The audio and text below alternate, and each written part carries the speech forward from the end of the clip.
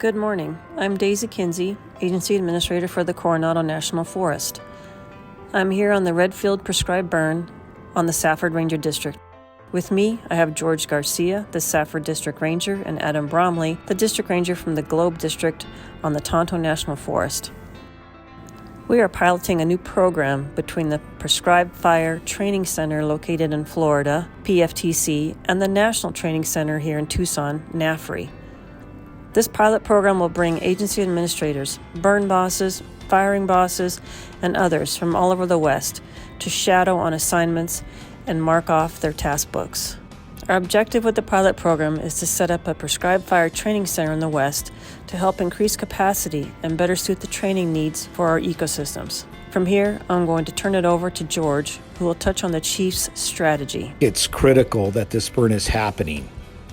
If we are going to meet our goal of treating 20 million acres under our 10-year plan to combat the wildfire crisis, then programs like these that train our employees in prescribed fire is a good tool to have. We've got people here from the regional office, from all across the Coronado National Forest, so we are very excited for this opportunity to train our employees. On the Redfield burn, we were looking somewhere in the neighborhood of 7,800 acres, as a starting point.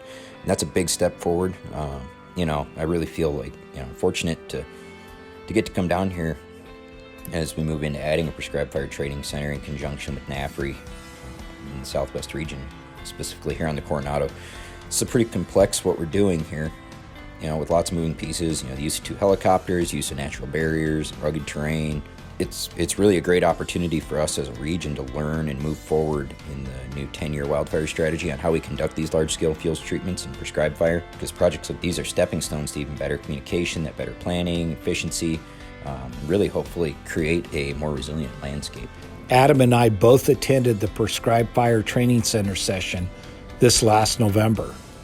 So working on this prescribed burn under Daisy's guidance while coming fresh off that training really helps us to apply what we learned. You learn faster by actually doing it, and it's a huge benefit. And I think that really showcases, too, the Forest Service's new strategy moving forward. It really shows the work that we're going to be doing, or need to be doing. We need to find a way to increase the pace and scale of restoration in our landscapes. And projects like these are really proof that we're moving in in that direction.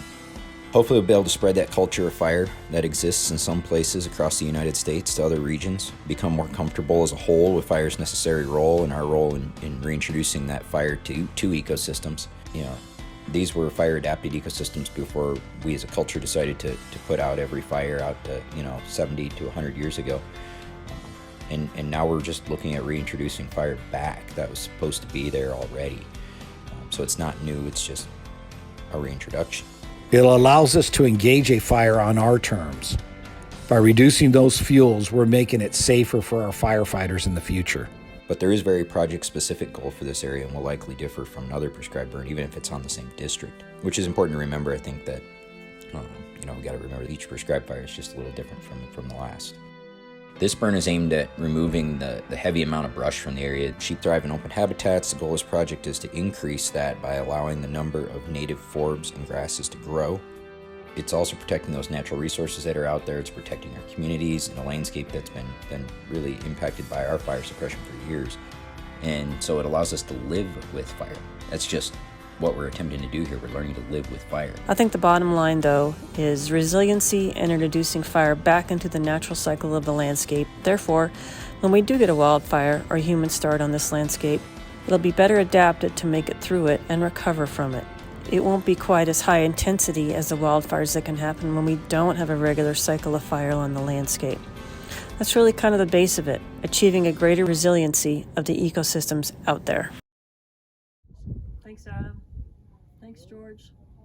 Thank you, Daisy. It's going to be a good burn day. I think so.